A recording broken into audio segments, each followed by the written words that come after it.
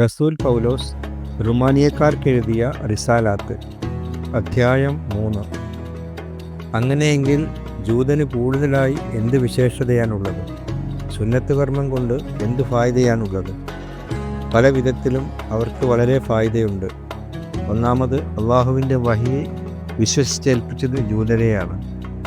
ആ വഹിയെ ചിലർ അവിശ്വസിച്ചു. അവരുടെ അവിശ്വസ്തത അള്ളാഹുവിൻ്റെ വിശ്വസ്തതയെ ഇല്ലാതാക്കുമോ? ഒരിക്കലുമില്ല. ഇൻസാനിയത്തെല്ലാം കദ്ദാബീനുകളായാലും അള്ളാഹു സ്വാദിക്കായവനാണ്.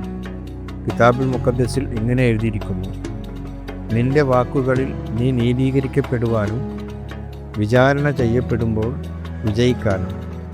എന്നാൽ നമ്മുടെ അനീതി അള്ളാഹുവിൻ്റെ നീതിയെ പ്രസിദ്ധമാക്കുന്നുവെങ്കിൽ നാം എന്തു പറയും? മാനുഷികമായ രീതിയിൽ ഞാൻ ചോദിക്കട്ടെ, നമ്മുടെ നേരെ കോപിക്കുന്ന റബ്ബ് നീതിയില്ലാത്തവനെന്നോ? ഒരിക്കലുമല്ല. അങ്ങനെയാണെങ്കിൽ അള്ളാഹുവിന് ദുനിയാവിനെ എങ്ങനെ ഹിസാബ് ചെയ്യാൻ കഴിയും? എന്നാൽ എൻ്റെ കദ്ദാബ് അള്ളാഹുവിൻ്റെ ഹഖീഖത്തിൻ്റെ തംജീദ് കൂട്ടുന്നുവെങ്കിൽ പിന്നെ എങ്ങനെ ഞാൻ ഇന്നും ഒരു പാപി എന്ന് വിധിക്കപ്പെടുന്നത്? അപ്പോൾ ഖൈറുണ്ടാകാനായി ശർറ് ചെയ്യാമെന്ന് പറയാമോ? ഞങ്ങൾ ഇപ്രകാരം തഅലീം ചെയ്യുന്നുവെന്ന് ഞങ്ങളെപ്പറ്റി ചിലർ കുഫർ പറയുന്നുണ്ട്. അവർക്ക് അർഹിക്കുന്ന ശിക്ഷ ലഭിക്കും. അപ്പോൾ എന്ത്? ജൂതരായ നാം അളീമായവരാണോ? ഒട്ടുമല്ല. ജൂതരും യുനാനികളും പാപത്തിൻ്റെ കീഴിലാകുന്നു എന്ന് നമ്മൾ മുമ്പേ തെളിയിച്ചല്ലോ.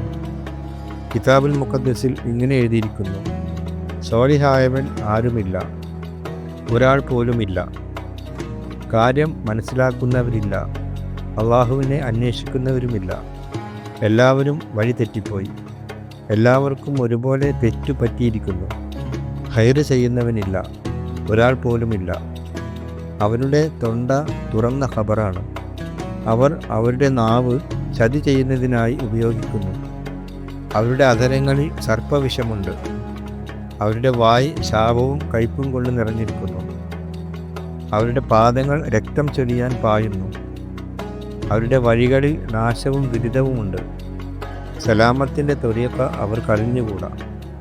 അവർക്ക് അള്ളാഹുവിന് ഭയമില്ല. ശരീഅത്തിൻ്റെ തഅലീമാത്തുകളെല്ലാം ശരീഅത്ത് ലഭിച്ചിട്ടുള്ളവർക്കാണെന്ന് നമുക്കറിയാം. എല്ലാ അധരങ്ങളെയും ഒഴിവുകഴിവുകൾ ഒന്നും പറയാനില്ലാതെ മിണ്ടാതാക്കുന്നതിനും ദുനിയാവ് മുഴുവൻ അള്ളാഹുവിൻ്റെ മുമ്പിൽ ഹിസാബ് കൊടുക്കുന്നതിനും വേണ്ടിയാണിത്. ശരീഅത്ത് അനുഷ്ഠിക്കുന്നത് കൊണ്ട് ഒരാളും അള്ളാഹുവിൻ്റെ ഹദറത്തിൽ നീതീകരിക്കപ്പെടുകയില്ല. ശരീഅത്ത് വഴി പാപത്തെക്കുറിച്ച് അറിവ് ഉണ്ടാകുന്നു എന്നേയുള്ളൂ. ശരീഅത്തും അമ്പിയാക്കളും ഷഹാദത്ത് ചെയ്തിട്ടുള്ള അള്ളാഹുവിൻ്റെ നീതി ശരീഅത്തിലൂടെയല്ലാതെ ഇപ്പോൾ വെളിപ്പെട്ടു വന്നിരിക്കുന്നു. അള്ളാഹുവിൻ്റെ ഈ നീതി എല്ലാ മുഅ്മിനീങ്ങൾക്കും ആരാണെന്നുള്ള വ്യത്യാസമില്ലാതെ ഈസാ അൽ മസീഹിൽ ഈമാൻ അർപ്പിച്ചതുവഴി ലഭിക്കുന്നതാണ്. എല്ലാവരും പാപം ചെയ്ത് അള്ളാഹുവിൻ്റെ തംജീദ് ഇല്ലാത്തവരായിത്തീർന്നു. അള്ളാഹുവിൻ്റെ നിയമത്തിനാൽ ഈസാ അൽ മസീഹ് വഴിയുള്ള വീണ്ടെടുപ്പിലൂടെ സൗജന്യമായി നീതീകരിക്കപ്പെടുന്നു. ഈമാൻ അർപ്പിക്കുന്നവർക്ക് സ്വന്തം രക്തം കൊണ്ടുള്ള പാപപരിഹാരമായി അള്ളാഹു ഈസയെ നിയോഗിച്ചു തന്നു. അള്ളാഹു തൻ്റെ സബൂറിനാൽ പഴയ പാപങ്ങൾ ശിക്ഷിക്കാതെ വിടുന്നതിനാൽ ഇപ്പോൾ തൻ്റെ നീതി വെളിപ്പെടുത്തിയിരിക്കുന്നു. താൻ സ്വാലിഹായവനാണെന്നും ഈസാ അൽ മസീഹിൽ ഈമാൻ അർപ്പിക്കുന്നവനെ നീതീകരിക്കുന്നവനാണെന്നും തെളിയിക്കാനുമാണ് ഇപ്രകാരം ചെയ്തത്. അതുകൊണ്ട് നമ്മുടെ മദ്ഹ് പറച്ചിലെവിടെ? അതിന് സ്ഥാനമില്ലാതായിരിക്കുന്നു. എന്തടിസ്ഥാനത്തിൽ? അമലിൻ്റെ അടിസ്ഥാനത്തിലോ? അല്ല, ഈമാനിൻ്റെ അടിസ്ഥാനത്തിലാണ്.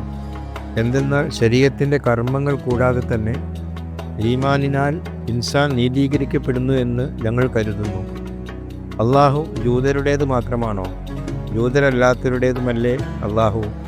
അതെ, അവർ ജൂതരല്ലാത്തവരുടെയും അള്ളാഹുവാണ്. അള്ളാഹു ഏകനാണ്. അവൻ സുന്നത്ത് കർമ്മം ചെയ്തവരെയും സുന്നത്ത് കർമ്മം ചെയ്യാത്തവരെയും അവരവരുടെ ഈമാനിനാൽ നീതീകരിക്കും. അങ്ങനെയെങ്കിൽ നമ്മൾ ശരീഅത്തിനെ ഈമാൻ കൊണ്ട് അസാധുവാക്കുകയാണോ? ഒരിക്കലുമല്ല. നമ്മൾ ശരീഅത്തിനെ ഉറപ്പിക്കുകയാണ് ചെയ്യുന്നത്.